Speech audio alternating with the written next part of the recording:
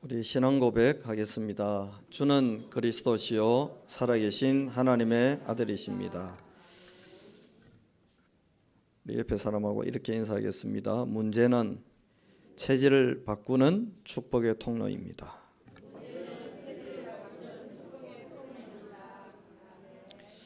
한국의 엔터테인먼트 사업을 산업으로 만든 인물이 몇 명 있는데 이수만 씨가 그 중에 한 명이고 SM 엔터테인먼트를 만들었지요. 그리고 기독교를 믿게 된 걸로 제가 알고 있는데 박진영이라는 사람이 있습니다. 이 박진영이라는 이 엔터테인먼트 대표가 연습생들 모아놓고 이야기를 이렇게 쭉 해주는 걸 제가 이렇게 듣게 됐는데 그 이야기의 내용이 간단해요. 너희들은 탁월한 사람들은 아니다. 그러니까 다 인정을 해요. 탁월하지는 않지만 타고난 재능을 가진 천재를 이길 수 있는 길이 있다. 그게 꾸준한 연습이다. 이렇게 이야기를 해요. 그러면서 이런 이야기를 덧붙여요. 탁월한 천재들은 노래도 잘하고 예쁘고 잘생기고 다 뛰어나다. 근데 생명이 짧다. 왜냐? 타고났기 때문에 게으르다는 거예요. 그냥 그 대강회가 가도 되니까 게으르다는 거예요. 그러면서 체질로 만들어야 된다. 프로야구 감독 중에 제가 존경하는 분이 한 분 있는데 다 훌륭하시지만 저 김성근 감독을 존경합니다. 이분이 보니까 뭐 맞는지 틀린지 모르겠지만 연습을 아주 엄격하게 많이 시켜요. 그러니까 배팅볼을 한 5,000개, 7,000개까지 치고 나면 이 손이 펴지지 않는데요. 그 정도 치면 어떤 때는 배트를 잡을 힘이 없어가 배트가 그냥 휘두르다 보면 날아가 버린대요. 그래서 이 손에 붕대 같은 걸 밴드를 감아가지고 손하고 배트하고 아예 묶어버린대요. 그리 연습을 시킨대요. 유일하게 김성근 감독이 시키는 훈련을 소화하고 너 이제 그만 연습해라라는 말을 들은 선수가 있는데 제가 어쩌다가 이 선수가 인터뷰한 내용을 보게 됐습니다. 이 선수가 뭐라 하느냐, 투수 손가락에서 공이 빠져서 포수 밑에까지 오는 데는 0.4초 정도 걸린답니다. 그러니까 뭐 거기서 보고 생각하고 반응할 시간이 없대요. 그전에는 공을 따라가기 급급했대요. 맞추기 급했다는. 이런 맹훈련을 통해 자기도 모르게 근육이 기어가는 단계에 딱 들어가니까 공을 맞추는 게 아니고 공이 자기 배트에 와서 맞더라는 거예요. 신기한 경험을 했다고 그런 이야기를 웃으면서 하더라고요. 오늘 우리는 야곱이 딸 디나가 강간을 당하는 엄청난 회오리 속에 들어가는 장면이 나오고 이 장면 속에서 이 충격적인 사건을 인해서 그의 오라비들이 살인을 저지르는 어마어마하고 끔찍한 사건을 우리는 이 본문에서 접하게 됩니다. 이런 사건이 야곱에게는 응답이 될 수도 있고 재앙이 될 수도 있는데 작은 선택 하나를 통해 이게 체질을 바꾸는 응답이 되기도 하고 이게 더 큰 재앙으로 가는 저주가 되기도 합니다. 오늘 저와 여러분은 여러분과 제 인생에 일어나는 많은 일들 속에서 어떤 응답을 받고 무슨 체험을 하느냐에 따라 우리의 체질 자체를 바꾸어 가려고 하는 하나님의 은혜 속으로 들어갈 수도 있고 그냥 과거의 나의 체질과 습관과 타성에 젖은 채로 살 수도 있는 선택이 기다리고 있습니다. 선악과 이후로 선악과를 인간이 먹은 이후로 인간의 선택은 항상 하나님보다는 방법, 하나님의 언약과 계획보다는 핑계와 원망을 찾는 체질로 바뀌었습니다. 가끔은 이런 체질 속에서도 그 영적인 관성, 그대로 가고자 하는 관성을 벗어나서 응답을 받은 여자에게 미쳐서 그냥 달려가다가 그 영적인 관성을 벗어나는 은혜 속으로 들어오고 결국 마지막에 인생은 완전히 바뀐 인생을 살았던 삼손 같은 인물도 있고요. 야곱도 비슷한 인물이지요. 돈과 여자에 미쳐서 살던 이 남자가 어느 날 그 타고난 창세기 3장의 체질과 관성에서 벗어나서 이스라엘로 변화되는 초유의 응답을 받았던 것처럼 이런 경우도 있고요. 대부분은 그냥 가던 길로 계속 갑니다. 사울 왕처럼.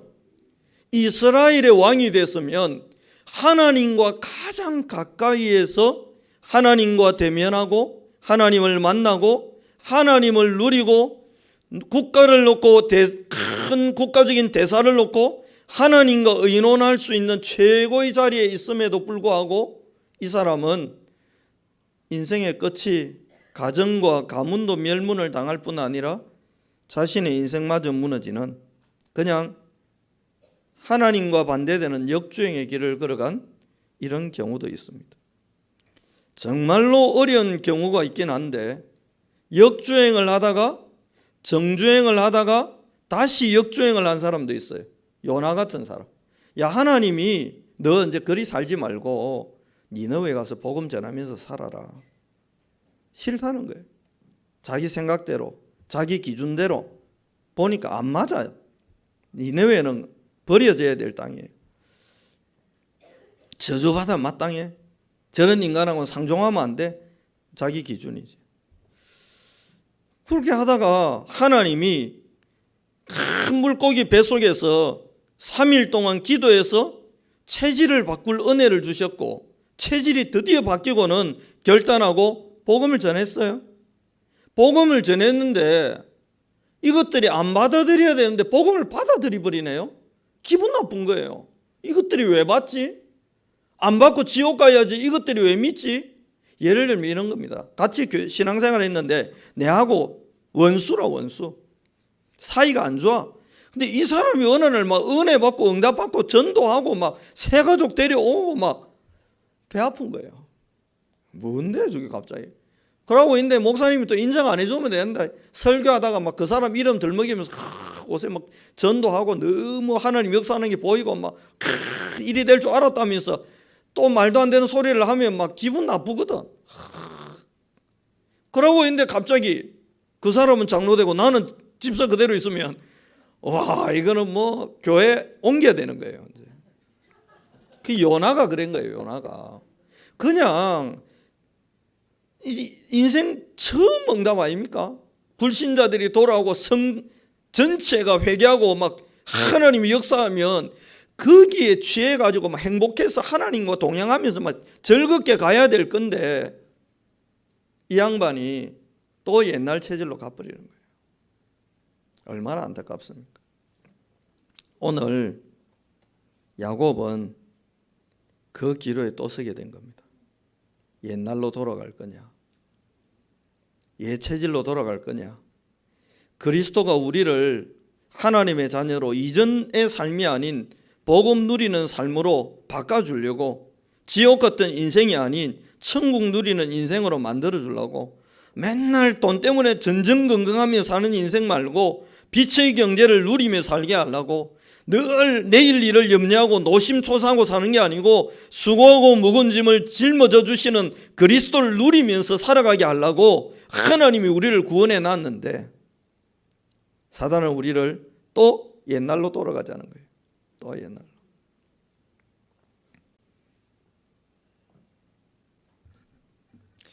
어떻게 생각하십니까, 여러분?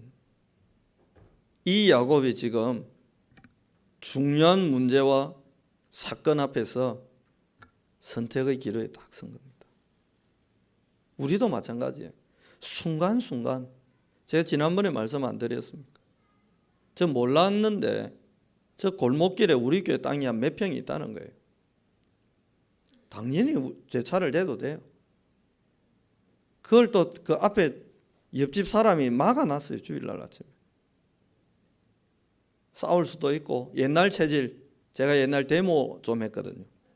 이거 손 지금도 자연스럽게 안 올라갑니까? 막 이렇게 옛날에 막 반미 구국의 성전으로 막 성전이 뭐냐, 거룩한 전쟁, 영적 전쟁 아니고 그게 뭐 또 거룩한 줄 알고 또 막 글 샀는데, 뭐 그럴 수도 있고 싸울 수도 있고 뭐 여러 가지 할 수 있죠. 근데 하나님 은혜죠. 바카스 한 박스를 들고 가야 되겠다. 갔는데 없어요. 또 갔어요. 없어요. 또 갔어요. 만났어요. 알고 보니까 교회 집사님이에요. 자기 충성교회. 그 집사님이 저보고 그래요. 목사님, 이 교회 땅 이거 골목에 몇 평 뭐인지 모르겠는데 한 6평 정도 되는가 봐요. 그거 자기한테 팔면 안 되겠냐고. 그 제가 그랬죠. 집사님 집을 파는 게 빠를 것 같습니다. 옛날 같으면 막 우리 교회 땅도 있는데 네가 뭔데 앞을 막은 놈이 막 이랬을 거 아닙니까? 시골에서. 제가 시골에서 보고 자라는 게 맨날 싸우는 거. 논에 물 대면서 낫 들고 삽 들고 꽃갱이 들고 맨날 싸우는 것만 저는 보고 자랐기 때문에 제가 그 체질이에요. 싸움 딱 비슷한 체질. 그리 돌아갈 거냐? 안 그러면 복음 누리고 복음 가진 자답게 살 거냐? 그래 마지막에 탁 집사님 손에 비타 500인가 뭐 그런 거 한 박스를 탁 손에 쥐어주니까 미안해가고 막 그러다. 이거 드시라고. 사람이 정이 있어야 안 되겠냐고. 가는 정 오는 정. 제가 드렸으니까 나중에 집문서를 주시겠지. 그러니까 안 줘도 할 수 없고요. 그런 겁니다, 여러분. 늘 우리는 그 선택의 기로에 서는 것 같아요. 이게 어마어마한 문제다. 그 이전에 작은 문제든 큰 문제든 옛날 기질대로, 옛날 체질대로, 옛날 성질대로 살 거냐? 안 그러면 구원받은 하나님의 자녀로 살 거냐? 이 기로에 늘 우리는 서는 겁니다. 하나님이 그냥 강아지 끌고 가듯이 도살장에 소 끌고 가듯이 질질 끌고 가면 될 건데 하나님은 감사하게도 저와 여러분을 인격체로 대하고 계세요. 그래서 막 목에 줄 매가고 땡기가고 그러지 않습니다. 충분히 설명하시고 오늘 1절처럼 충분히 말씀하시고 충분히 이해되도록 언약 주시고 그리고 마게 하시는 거예요. 선택은 우리가 하도록 하시는 거예요. 그게 하나님의 사랑입니다. 윽박지르고 두드리 패고 그것도 뭐 사랑의 한 방법일 수 있겠지만 하나님의 사랑은 그렇지 않습니다. 선택하라는 거예요.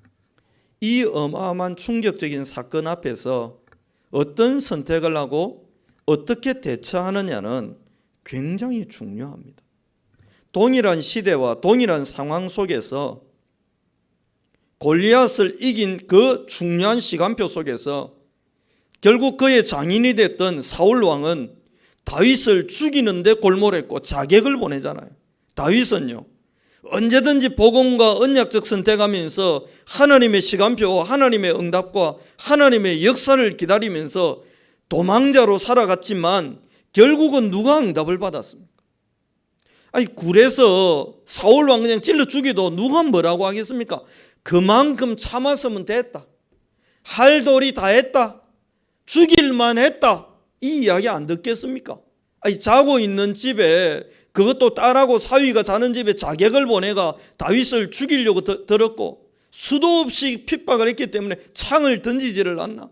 그 정도면 여러분 사람들이 이해할 만합니다. 할 만큼 했어요. 됐어요. 이제 당신도 참지 마세요. 근데 그 말이 얼마나 달콤하게 들리냐 이 말이에요. 그래 뭐 이만해서면 됐다. 내가 성인군자냐 이러면서 막 여러분 따라하겠습니다. 나는 성인군자는 아니지만 거룩한 하나님 백성이다.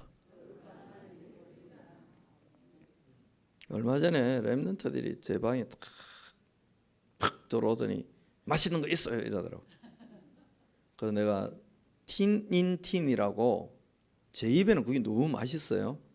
그러고 그걸 한 박스를 사다 놓고 줬더니 이건 안 먹는다는 거예요. 당황이 되더라고. 그러면 뭐가 맛있는데 그랬더니 소세지 같은 거 없어요. 어머야, 저것만한테 말하지. 옛날 우리 시골교회 목사님 같았으면 우리 아버지한테 전화했을 겁니다. 시골엔 전화기 없으니까 집에 찾아와갖고 집사님 아들을 똑바로 키우세요. 목사한테 푹 했을 건데 복음이잖아요. 그 내가 미안하다. 다른 거는 필요한 거 없나 했더니 아이스크림 먹는데 그래 내가 얼려놓을게. 오늘 평소보다 2배 얼려놨습니다. 많이 드시도록. 언제든지 선택할 수 있는 거거든. 그럼 제가 할 수 있는 선택은 뭡니까? 이것들이 보자 언제는 뭐 물에 빠진 거 건지줬더니 잃어버린 돈까지 보따리 내놔라 간다 하더만은 이것들 봐라 이제 메뉴까지 정하네. 지가 돈을 준다 뭘 줬노? 하면서 내가 시마이 압니까? 끝. 폐쇄 앞에 써놓을 수 있잖아요. 렘넌트 출입 금지, 먹을 거 없음 이렇게. 그런다고 뭐 누가 뭐라 하겠습니까? 목사님 그동안 세월이 얼마인데 1년 가까이 그렇게 계속 그리 했으면 됐습니다. 그만하면 목사님이 렘넌트 아끼는 거 알겠습니다. 충분합니다. 근데 충분한 거는 세상에 없습니다. 충분한 거는. 그래서 오늘도 설교하러 내려오면서 죄책감이 들더라니까요. 소세지 준비가 안 되는데 어떡하지? 미안하다. 분명히 하는 소세지 기대하고 올라올 건데 아이스크림으로 족한 줄 알고 만족하게 하옵소서 기도하고 내려왔습니다. 선택하는 거예요.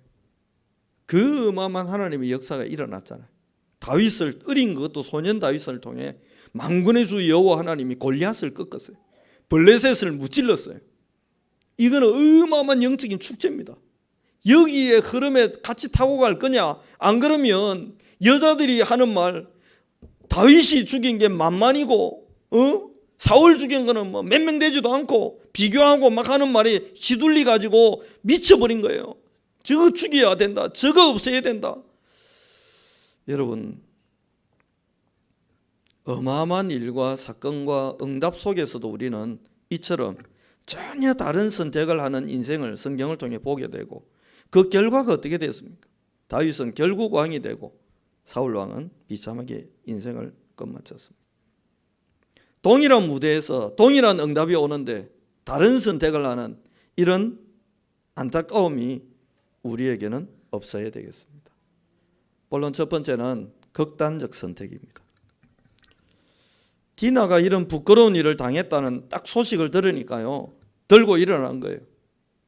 세상적인 방법으로, 율법적인 방법으로, 혈연 때문에 육신적인 방법으로 이 감정과 분노 속에 휘말려 가지고 이 사람들이 어마어마한 일을 벌이게 되는 겁니다. 더 안타까운 게 뭐냐 하면 복음을 이용해요. 여기 다락방을 공격하는 목사님들이 전부 들먹이는 게 복음 이용하는 겁니다. 예수님을 십자가에 못 박은 죄명이 뭡니까? 아주 복음적인 이야기입니다. 신성모독죄다.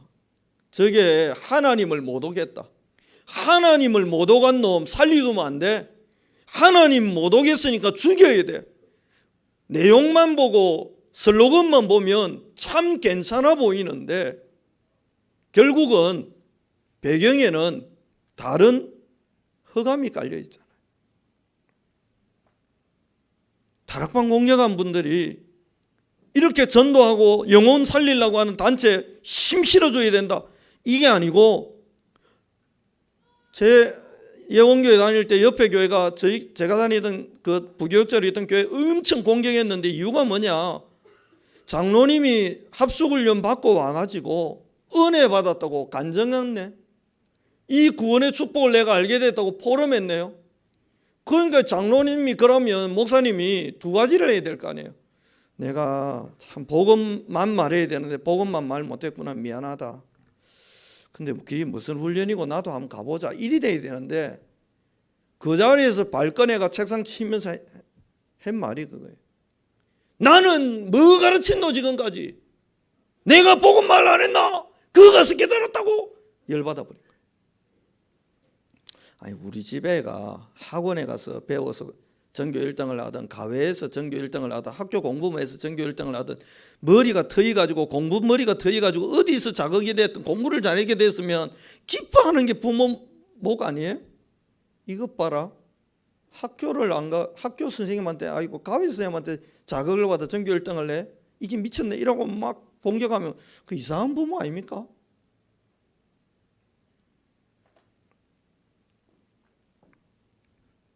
그분들이 다 이야기한 게 교리 들고 나왔어요. 천사 동원권이 웬 말이냐 이거죠. 천사 동원권.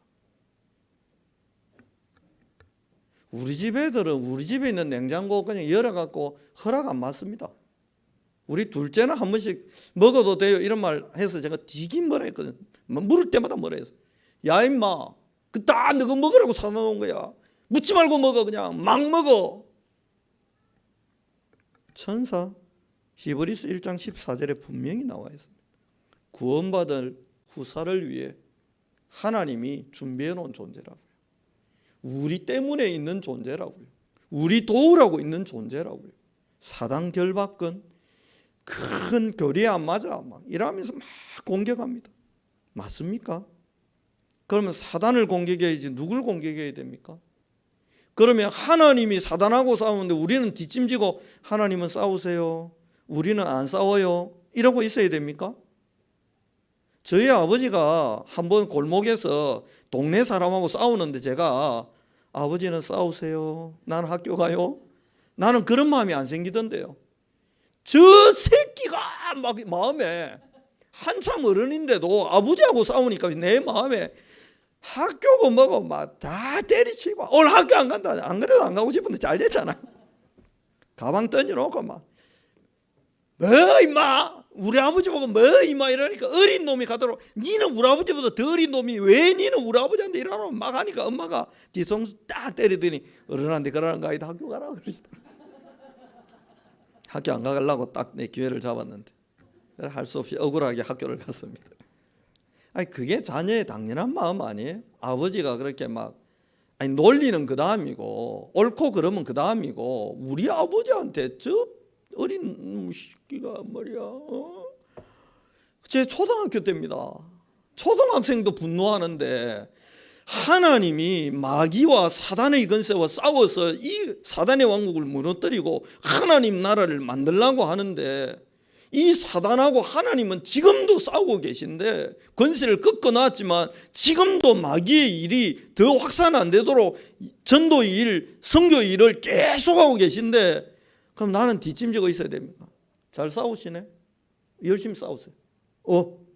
훅 날려. 어이구 잘했어요. 그거는 관중이잖아요. 자녀는 그럴 수가 없어요.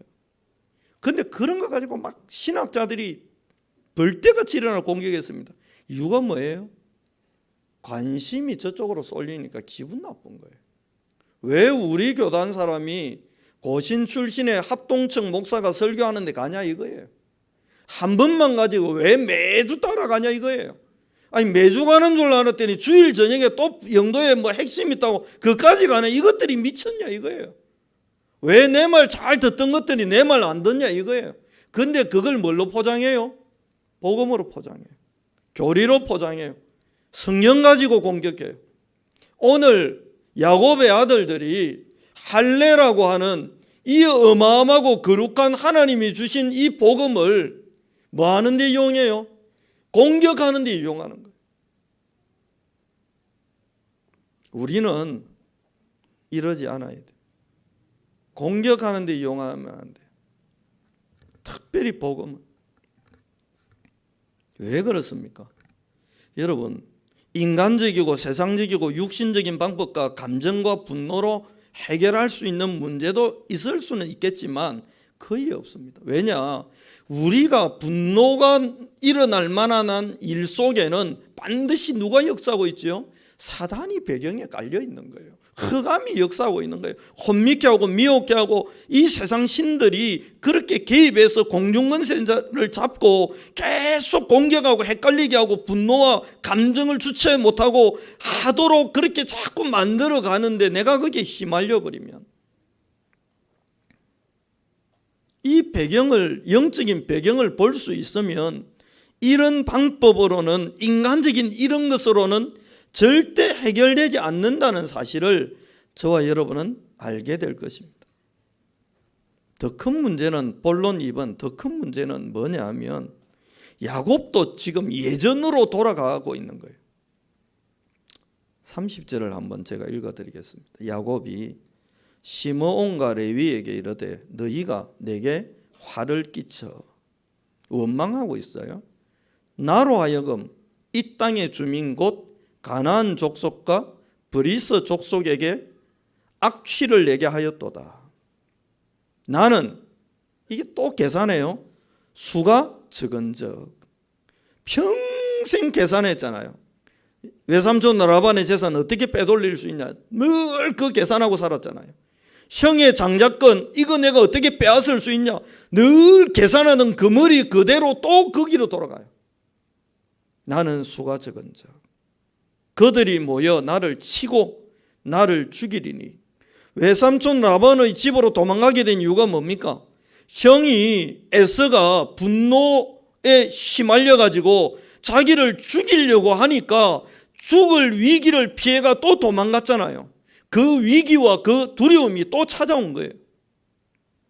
나를 죽이리니 그러면 나와 내 집이 멸망하리라.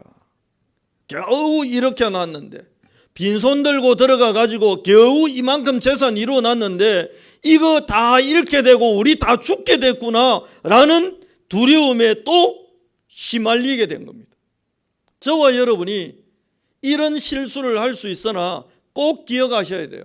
저와 여러분은 구원받은 하나님의 자녀요, 하늘 보좌의 배경을 가진 자요, 천군 천사의 호의를 받는 자요, 성삼위 하나님의 역사 속에 있는 자요, 성령의 권능을 받을 하나님의 자녀이므로 어떤 환경, 어떤 문제, 어떤 사건, 어떤 재앙도 여러분을 무너뜨릴 수가 없습니다. 사망도 생명도 천사도 높음이나 깊음이나 그 어떤 것도. 로마서에 보면 바울이 자기를 보니까요, 형편없어 보이잖아요. 나는 도저히 안 될 사람이구나. 누가 이 사망의 몸에서 나를 건져내겠냐. 나는 도저히 가능성이 없는 사람이다라는 절망 속에 있는데 하나님이 깨닫게 하잖아요. 너는 절망과 탄식의 법, 사망의 법, 마귀의 법, 사단의 법이 아닌 그리스도 안에 있는 생명과 성령의 법의 적용과 그 혜택을 받을 사람임을 왜 잊었냐 이거예요. 여러분, 저와 여러분의 적용되는 법은 사망의 법, 사단의 법이 아닙니다. 지옥의 법이 아닙니다. 죄의 법이 아닙니다. 생명과 성령의 법의 연장선에 들어와 있는 거예요. 이제 지휘자 한 번 더 이야기할 수 있지만, 지난주 예배 시간에 들어와가 막 가운 갈아입고 진짜 우리 고향 교회 같았으면 당장 출교입니다. 교회에서 내보내요. 왜냐? 예배를 방해한 거거든. 그 법은 무슨 법이지요? 고신교단법이에요. 저는 고신입니까? 다락방입니까? 법이 달라야지 그러면. 그럴 수 있지. 그러나 그러면 안 돼요. 내가 당황하잖아. 원래 제일 신경 쓰기 뭐겠어요? 영진이 와 있나 안 와 있나? 딱 올라왔는데 앉아있더라. 아유 다행이다. 안 그러면 내 다음 주부터 찾아러 와야 돼. 법이 달라진 거예요. 율법으로 하면 패야지. 내 마음에 율법이 또 올라오더라니까 지난주에. 그랬으면 이놈이 목사 찾아와가 경위를 설명하고 사과하는 게 정상이잖아. 근데 이걸 안 해? 지나가다 실적하더라고요. 알람을 못 들었던가, 뭐 알람이 안 울렸던가, 자기가 뭐 알람 핑계를 대고 슥 지나가더라고. 슥 지나갈 일입니까 그게? 정식으로 와가 목사님 죄송합니다. 내가 너무 경황이 없어갖고 목사님이 섰으면 이미 내가 조용히 짱박혀가 예배 드리고 조용히 가야 되는데 앞에서 예배를 방해하고 뭐 이래야 되는데 안 하더라니까. 고신에서 배운 틀은 그러면 안 돼. 고신의 법이냐 복음의 법이냐. 그 마음이 훅 올라가는데 하나님이 새벽기도 하는데 니는 임마 니도 23년 내 기다리게 안 했나? 저 23년 기다리게 했거든. 23살이 예수님 영접했잖아요. 그것도 11개월을 꽉꽉 채워갖고 그래 그냥 또 지나가는 거예요. 생명과 성령의 법으로. 여러분 자신을 죄와 사망의 법에 묶어 놓으면 야곱의 이 판단이 맞아요. 그렇잖아요. 너희 때문에, 너희 두 놈 때문에, 너희 두 명의 일 때문에 내가 죽게 생겼다, 멸망하게 생겼다. 복음은 망하지 않습니다. 어떤 경우에도 우리 교회는 무너지지 않습니다. 여러분의 인생도 무너지지 않습니다. 하나님이 그리 허락하는 분이 아니에요. 31절에 보면 이렇게 이야기합니다. 바울이 그런 적이 일에 대하여 우리가 무슨 말 하리요. 30절에 뭐라고 합니까? 또 미리 정하신 그들을 또한 부르시고 부르신 그들을 또한 의롭다 하시고 의롭다 하신 그들을 또한 영화롭게 하셨느니라. 자, 그러면 우리 최영진 지휘자한테 적용을 해보자고요. 의롭다 하신 것까지는 이해를 하겠어. 지각도 하고 예배 시간에 갑자기 쳐들어온 거잖아요. 분위기 이상하게 만들고. 그럼 저 뒤에 가고 가운 갈아입든지 그 서서 갈아입고 이런 사상 초유의 일이 벌어졌는데 만일에 하나님이 이 친구를 영화롭게 해가지고 막 찬양하는 쪽으로 막 썸이 되게 만들었어. 고신의 법을 제가 계속 갖고 있으면요, 이런 하나님이 살아있는데 이럴 수 있냐? 이럴 만큼 이상한 일이 벌어지는 거예요. 그 일이 누구한테 벌어진 겁니까? 바울 자신한테 벌어진 거예요. 지금 나를 하나님이 이런 나를, 죄인 중에 개수인 나를 하나님이 이리 못난 나를 영화롭게 하신다. 의롭다 하신 건 구원에 이르는 거고 영화롭게 하시는 거는 정인되게 하고 썸밋되게 하는데 이렇게 만들어가 하시는데, 그런즉 이 일에 대해서 나나 네가 무슨 말 할 수 있냐 이 말이에요. 뒤에 뭐라고 합니까? 만일 하나님이 우리를 위하시면, 그래서 그 하나님이 우리를 영화롭게 하시면 여기에 대해서 우리가 뭔 말하겠냐 이거예요. 뭔 말하겠냐.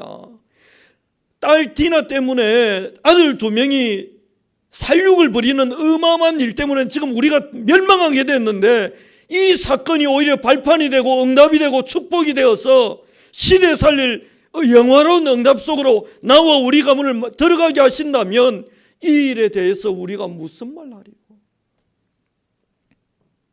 자기 아들을 아끼지 아니하시고 우리 모든 사람을 위하여 내어주시니까 어찌 그 아들과 함께 이 모든 것들을 우리에게 주시지 아니하겠느냐. 아들을 우리 대신 죽는 자리에 내놓은 분이 돈이 아깝겠습니까? 안 아까워요. 그래서 우리에게 빛의 경제를 주는 거예요. 아들을 우리를 대신해서 죽는 자리에 내어주신 그분이 사람이 아깝겠습니까? 그래서 대구 25,000, 경북 26,000, 민족 77만 군데, 전 세계 1천만 군데에서 복음운동할 만한 일꾼과 제자를 앞으로 우리 교회로 하나님이 계속 쏟아서 부어서 주실 겁니다. 오늘 원래 우리 교회 다니다가 예원교회 다니다가 이제 대전에서 지금 신랑하고 살고 있는 장로님 한 분 아들하고 예배드리러 오셨는데 1년 뒤에 오잖아요. 아는 사람이 모르는 사람보다 더 많구나. 아는 사람이 교회 다 떠나고 모르는 사람이 들어온 게 아니고 아는 사람보다 모르는 사람 비율이 훨씬 더 많아질 겁니다. 이럴 때 서울 사람들은 일단 아멘하고 보는데 대구 사람들은 속으로 손으로 아멘하더라고요. 아멘. 이번 주에 일단요. 그게 복음입니다. 굳이 또 입으로 안 해도 됩니다. 왜냐? 제가 아멘하고 썼기 때문에. 누가 능히 하나님께서 택하신 자들을 고발하리요. 왜냐? 의롭다 하신 이는 하나님이시니 누가 정죄하겠냐 이거예요. 누가 공격하겠냐? 누가 위협하겠냐? 누가 무너뜨릴 수 있겠냐 이거예요. 왜요? 하나님이 의롭다 하느냐. 하나님 절대 주권 가진 하나님이 의롭다 했는데 거기에 대해서 누가 시비 걸겠냐? 사망이나 생명이나 천사, 권세, 현재일, 장래일, 능력이나 높음이나 깊음이나 다른 어떤 피조물이라도 우리를 우리 주 예수 그리스도 안에 있는 하나님의 사랑에서 끊을 수 없느니라. 이 어마어마한 복음을 가지고 있는데, 이 중요한 내용을 가지고 있는 야곱이, 겨우 회복한 이 야곱이, 야복강에서 이 어마어마한 축복을 다시 찾아낸 이 야곱이 지금 어디로 다시 돌아갑니까? 두렵다는 거예요. 죽음의 공포와 위기 속으로 스스로 지금 들어가고 있는 겁니다. 이때 하나님이 개입하셔요. 1절입니다. 하나님이 야곱에게 이르시되 일어나 베델로 올라가서 거기 거주하며. 베델이 어떤 땅입니까? 형 에서의 낯을 피하여 도망하던 때에, 죽음의 위기 속에서 죽음의 공포에 휩쓸려서 도망가던 바로 그때와 지금이 동일한 감정 상태, 동일한 생각, 동일한 판단, 동일한 두려움 속에 있으니까, 그때 네가 도망하던 때에 네게 나타났던 하나님께 거기서 제단을 쌓아라. 하나님이 제안을 해주시는 거예요. 본론 3번은 하나님의 권면입니다. 이게 하나님의 사랑이에요. 여러분, 베델로 올라가래요. 하나님을 처음 만났던 자리, 하나님의 음성을 처음 들었던 자리. 이 말이 무슨 말입니까?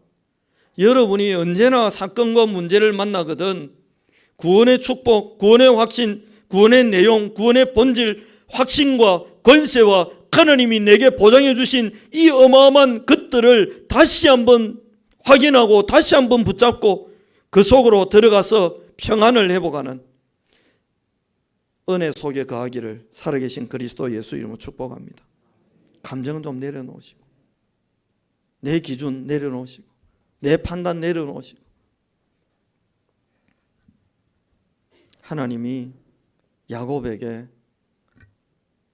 틈을 조금 열고는 그 어두운 동굴 속에 한 줄기 빛이 들어오는 것처럼 하나님이 빛을 쫙 비춰주시는 거예요. 야곱아, 평안해라. 그때도 그랬다.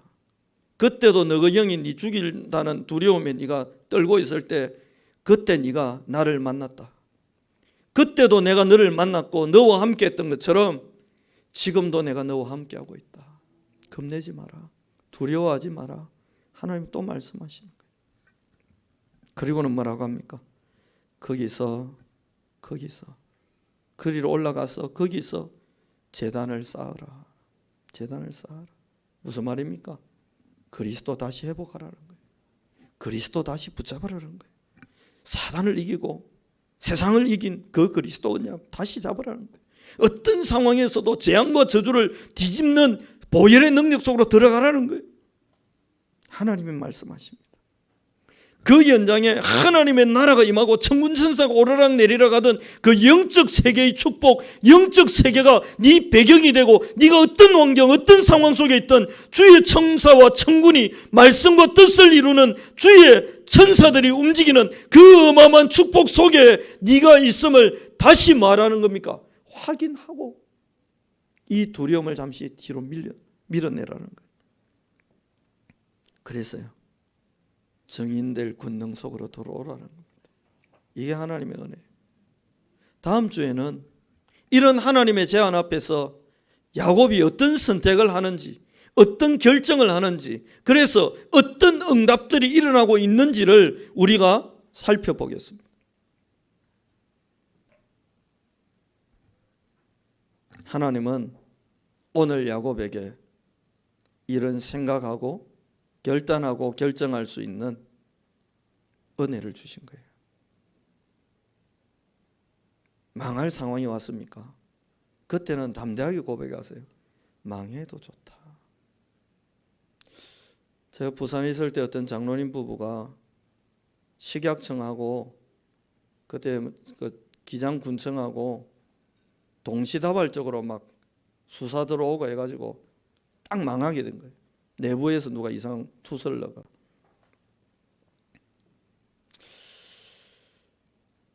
그런 분들이 아닌데 항상 자신 있고 용감하고 한 분들인데 목소리 힘이 다 빠져가지고 회사 좀 오시면 안 되겠냐. 갔더니요, 제가 갔는데 일어날 힘도 없어요. 어제 늘 부러져 갖고 무슨 일입니까? 그랬더니 식약처하고 뭐 해가지고 숙대밭이 됐다고. 저한테 달콤한 제안을 해요. 목사님, 이게 지금 수사가 돼가지고 판결까지 가버리면 이 공장이고 뭐고 팔 수도 없고, 팔아봤자 그때는 이미 소문 다 나버리면 후리치 가지고 이게 제값도 못 받는데, 지금 팔면 예를 들면 한 100억 건지나 봐요. 목사님, 저희들하고 뉴질랜드 가시죠. 그 돈 갖고 교회 하나 지드릴 테니까 목사님은 교회 하시고 저희는 거기서 여생을 보내겠다고. 얼마나 달콤합니까? 사람이 그런 거예요. 그런 거라니까요. 그 위기 속에서도 계산하고 있는 거예요. 지금 이거 지금이라도 팔아서 소문 더 나기 전에 팔면 한 100억은 건질 거고, 그러면 이거 가지고 목사님 모시고 또 선함 생각을 한 거지. 목사님 한국서 이리 고생하지 말고 언제 노후는 뉴질랜드 가서 보내시고 골프 치고 낚시하고. 제가 테니스 좋아하는 걸 모르셨나 봐요.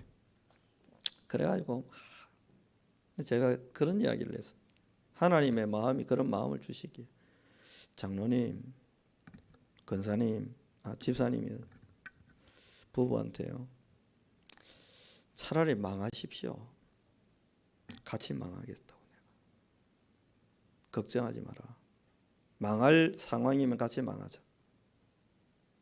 그러나 망할지 안 망할지는 예단하지 말자.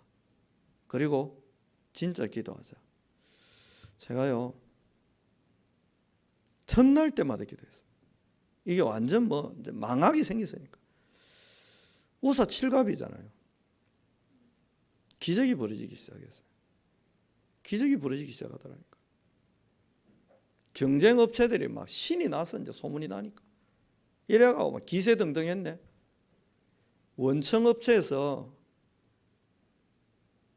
조사를 낸 겁니다.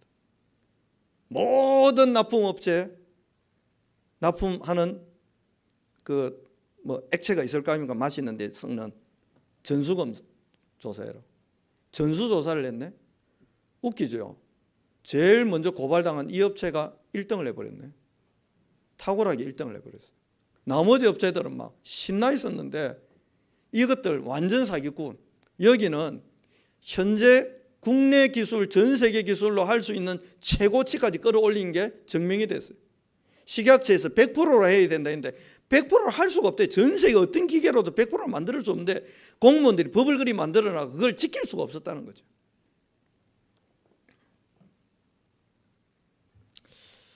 문제는 잘 해결됐어요. 그러니까 막 오히려 납품해달라는 업체가 더 늘어나 버렸네요. 이래가 막 돈도 많이 벌고 막 더 잘 됐네. 문제는 체질이 안 바뀐 거예요. 체질이. 오늘 하나님이 이 야곱 앞에 주시는 은혜가 뭐냐면, 야복에서 한번 딱 경험한 그걸로는 뭐가 안 바뀌어요? 체질이 복음 체질, 기도 체질, 전도 체질, 선교 체질로 안 바뀌니까, 천국 체질 안 바뀌니까 하나님이 또 이 사건을 통해 뭘 바꾸려고 하는 겁니까? 잘 됐다는 게 아니에요. 하나님이 이걸 통해서라도 야곱의 체질을 자꾸 바꿔가시는 거예요. 여러분과 저에게 오는 문제는 내가 실수한 문제든 나의 실수가 아니고 누가 덮어 씌운 문제든 아무 관계없어요. 모든 것은 나의 체질을 복음 체질로, 하나님 자녀다운 체질로 만들어 가려는 하나님의 사랑입니다. 그래서 이런 사건과 위기 앞에서는 여러분 자신을 먼저 점검하시고 환경을 점검해 보셔야 돼요. 4절을 한번 볼까요? 35장 4절. 이렇게 야곱이 결단하고 나니까 4절, 그들이 자기 손에 있는 모든 이방 신상들과, 이때까지 이 속에 뭐가 있습니까? 귀신이 틈타고 역사하는 이방 신상들과 귀에 있는 귀고리들, 이것도 약간 우상숭배가 관계 있는가? 야곱에게 주는지라 야곱이 그것들을 세겜 근처 상수리 나무 아래에 그냥 묻어버렸어요. 부숴버린 거예요. 체질이 아직도 여전히 야곱과 동행하는 사람들 체질이 뭡니까? 우상 체질. 요행 바라고 혹시 모른다 싶어가 우상 잡고 있잖아요. 이념 잡고 있잖아요. 사상 잡고 있잖아요. 제가 옛날 고신교단의 율법 잡고 있잖아요. 나 다 없앤 줄 알았는데 그게 남아있더라니까요. 없앨 수 있는 기회를 하나님이 저한테는 지난주에 주신 거예요. 니 이거 있잖아. 아직도 남아 있잖아. 그거 흔적도 없애고 다 빼내버려라. 다 빼내버려. 저와 여러분에게 오는 문제와 사건은 전부 응답이고 기회입니다.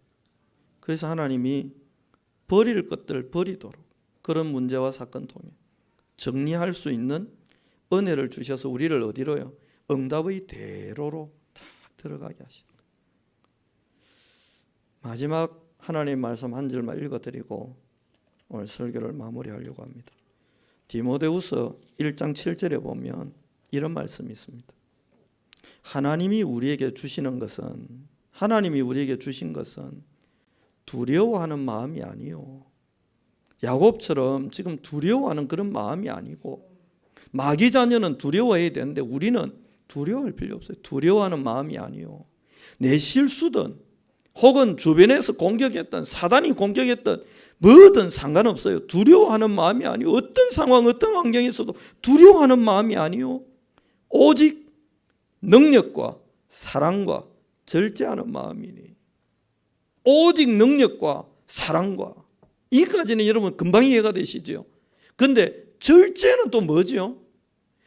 그런 속에서 응답이 너무 오니까 취하지 않아야 되니까 내 스스로가 족한 줄 알고 브레이크를 걸 수 있는 절제력까지 주신다는 겁니다.